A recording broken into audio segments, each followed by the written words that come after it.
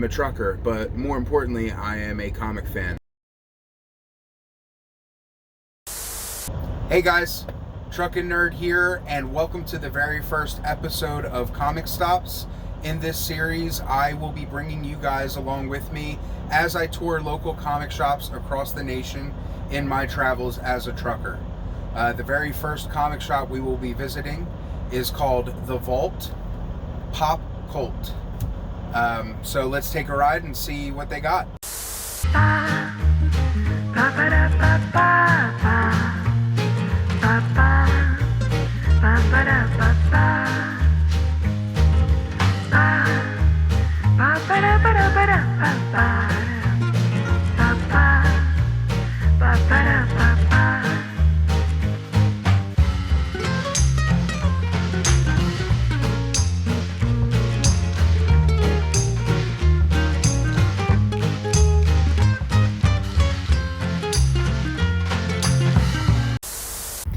Alright guys, here we go. We are at the Vault Pop Cult in Danville, Illinois. Let's go take a look and see what they got.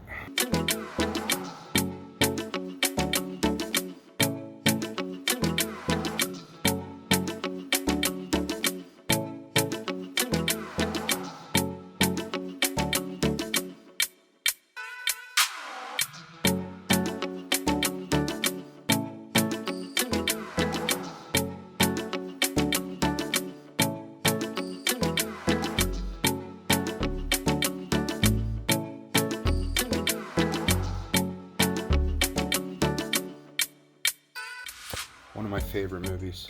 I think it's a Christmas movie. I don't care what anybody says.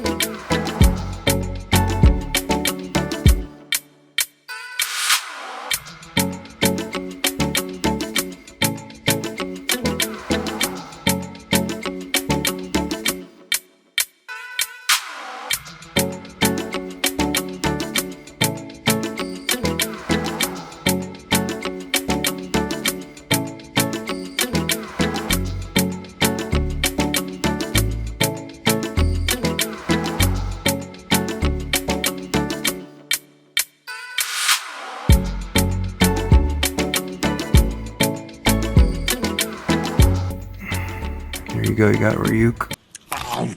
Hey, are you even listening? Apples in the human world are worth the trip.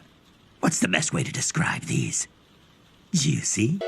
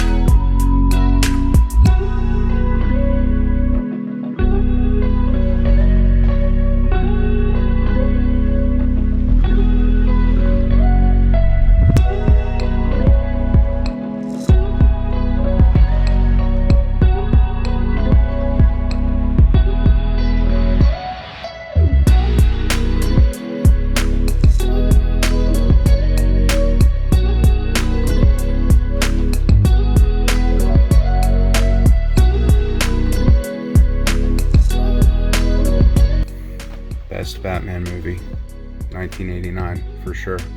Lights out! Now you want to get nuts? Come on, let's get nuts.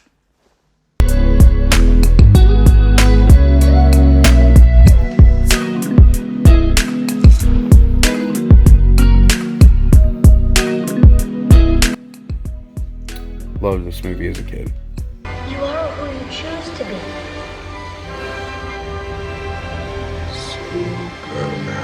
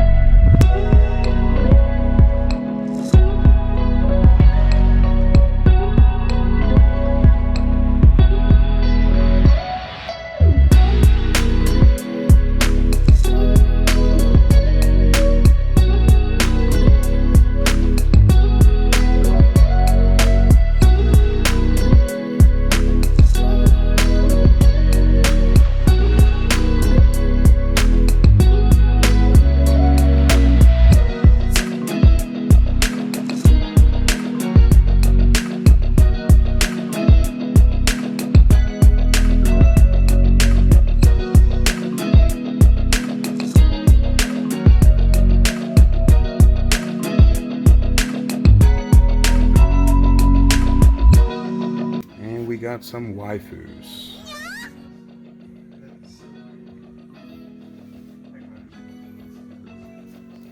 Who you gonna call, guys? Do you have any hobbies?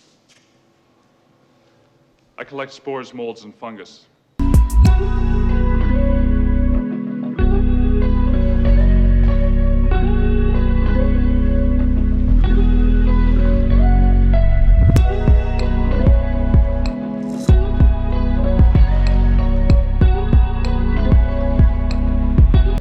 Virtual Boy, you like never see these anywhere.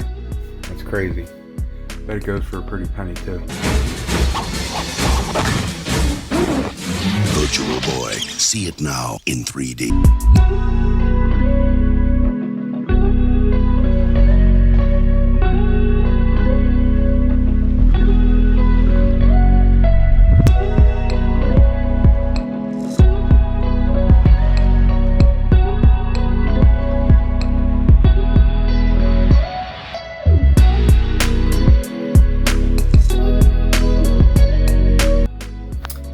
Waifus down here. Very cool.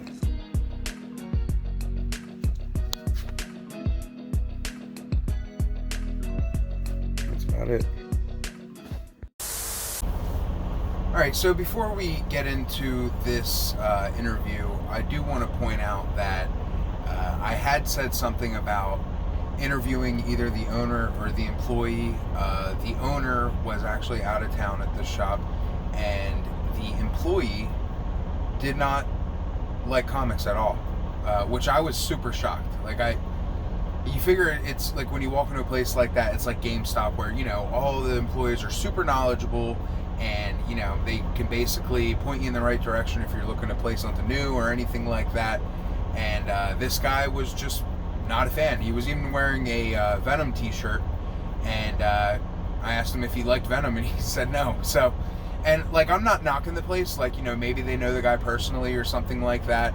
I just found it kind of funny, and it was like, oh man, this is my first video, and I'm not gonna be able to do an interview because literally every question I was about to ask is about comics.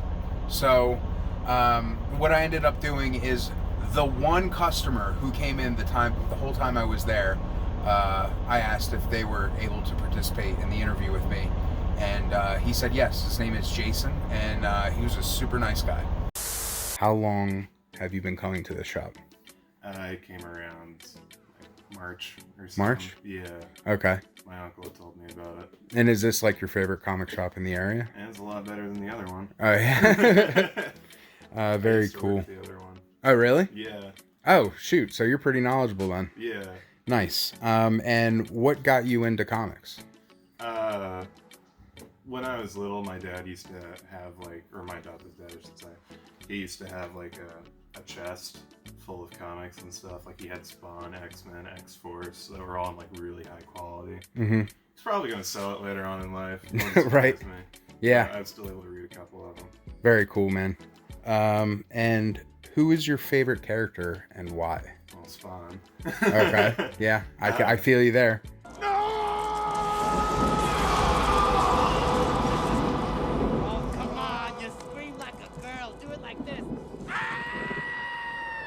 like Spawn a lot, mainly because of his costume, and Todd McFarlane is like a really good creator when it comes to that. Yeah. His what was it? His design for Venom was his design for Spawn was partially influenced by his design for Venom.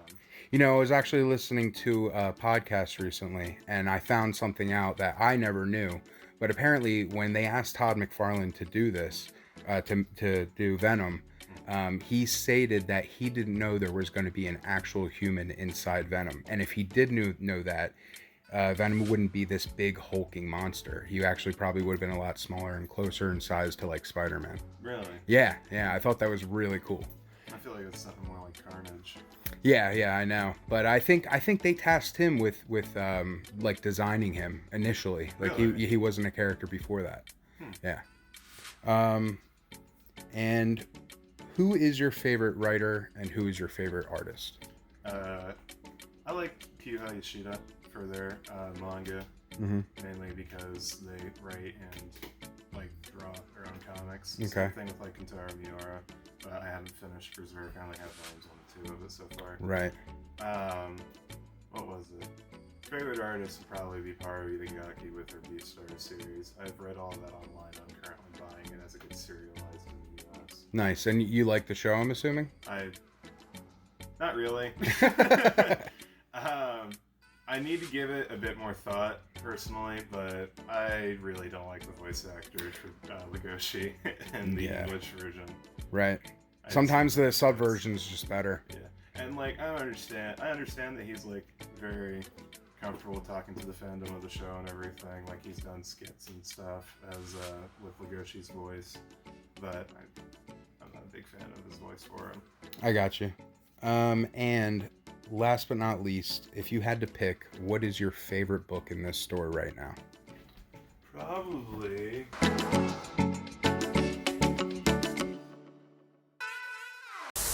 Alright guys, so we are back in the truck and it is time for me to share with you the 3 books that I got for myself. Now before I get started, I just want to preface this by saying that when I'm selecting a book, I usually use the Goodreads app, and if it's not rated at least a 3.6 out of 5, I don't really bother. It's really because I have such a huge backlog of books I need to read that I own, and the collection itself is pretty large, that I just don't have time for something that's not at least like a 72% out of 100. Now that's not to say that these are bad books at all, by any means. I mean, a rating is truly just an opinion, and you may not share that opinion with everybody else, even if it's, you know, the majority. But I've come across critically acclaimed books that had, you know, 4.7 out of 5 and stuff like that, and I didn't enjoy them at all. Whereas I've also, on the other side, came across books that were poorly rated, and I loved them. So you really, you know, don't, you know, just take it at face value. So the first book that I got for myself was the Max Comics series, The Punisher, the complete collection, Volume 1, by Garth Ennis. Sorry for the glare, guys.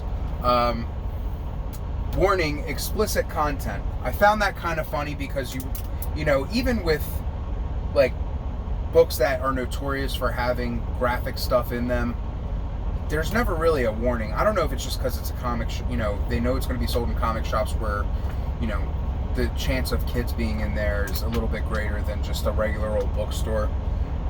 But I found that kind of, it's not something common. It's not something you see all the time. That's for sure.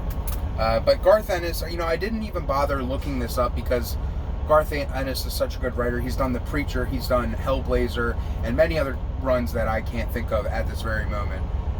But yeah, I'm really excited to check this out. I have not read anything Punisher. I've only seen him in the Daredevil Netflix show and the Punisher Netflix show. Alright, so the second book I got was Django Unchained. It is written by Reginald Hudlin. I did not know this thing existed until today. I'm a huge fan of the movie, and I love Quentin Tarantino. I think I have almost all of his movies at this point, and I'm just really super excited to check this out. The art looks okay. It's not the best, but it's not the worst. And this one ran me $17.99. For a hardcover, that's not a bad price.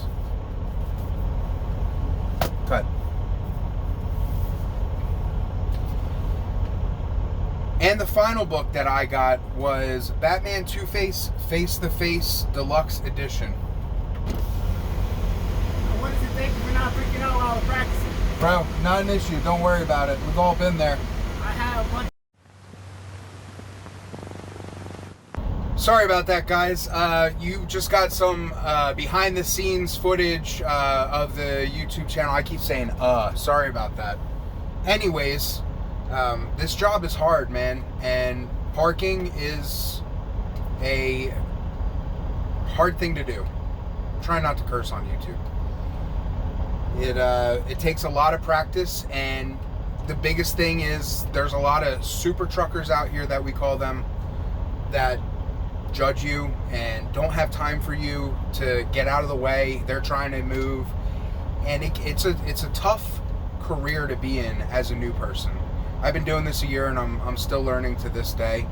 So I just wanted to, I included that because this is what this YouTube channel is about, right? It's not just the comics. I'm a trucker, and these are the kind of things I had to go through.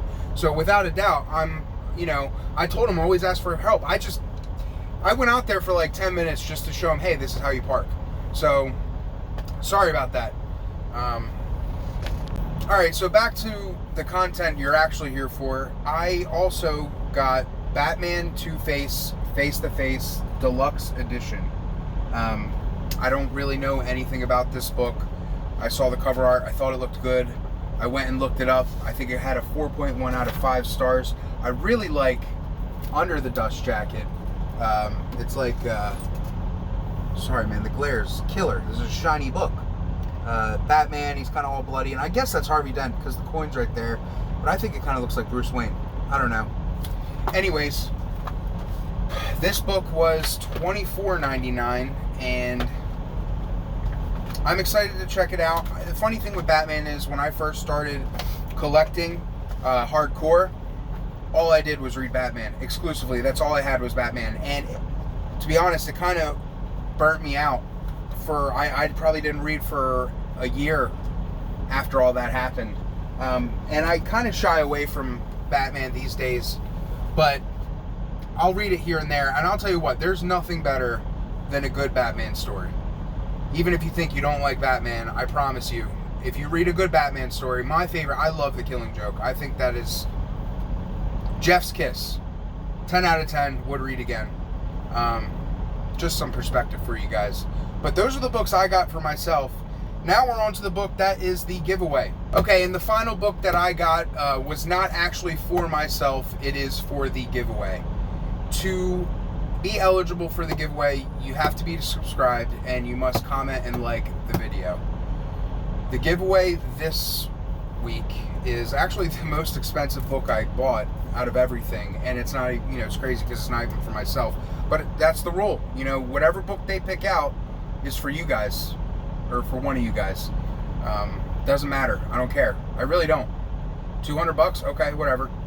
So this is Epic's colored edition of Akira Volume 1. Super out of print. It's the reason for the price tag on it. And Akira is a great story. I said it when I was doing the walkthrough in the store, but my friend got me into it. I read the first book. I think it's like 300-400 pages. I read it in one night. It was so good. The movie's pretty good too. So if you want to win this, you know what you got to do. Also be sure to hit that bell notification button. That way you do receive notifications every time I put something new up, so you won't miss out on a video and a giveaway. Good luck as far as that's concerned. One last thing before I leave you guys. I just got to say, I am new at this, and there are things that I will be learning with this over time. I know my interview wasn't perfect. I have to work on camera angles and holding the camera steady and making sure things are in frame, and that all takes time. I know with time it'll get better, and I'm not going to give up. This has been very stressful and hard, just like trucking. Man, shooting a camera is hard too. I am responsible for 80,000 pounds at almost any given time, and I have to control this machine, and these days I have no problem doing that. But give me a phone that's, what, a pound, 2 pounds, I don't know, and I'm an idiot. I'm an idiot! You're an idiot! You're an idiot! So that all will be addressed in future videos to come. So I hope you guys enjoy the content. I have to get to bed soon because I have to be picking up somewhere in Illinois, and I will be dropping off in Texas. So we'll see where our next video will be. I'm very excited to share more content with you as things go along. And with that being said, take care. Time to hit the road. I'll catch you on the next one.